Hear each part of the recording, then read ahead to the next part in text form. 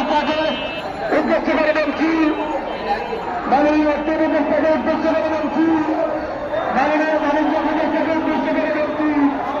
আমাদের দাবি যদি না করা হয় আমরা আরো কর্মসূচিতে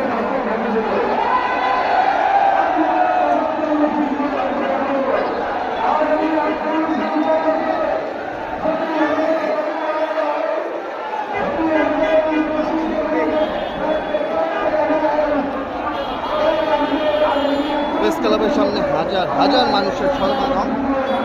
জুতার ব্যাগ, গরিবের জুতা নামে খ্যাত ফল প্লাস্টিকের জুতা ব্যাগ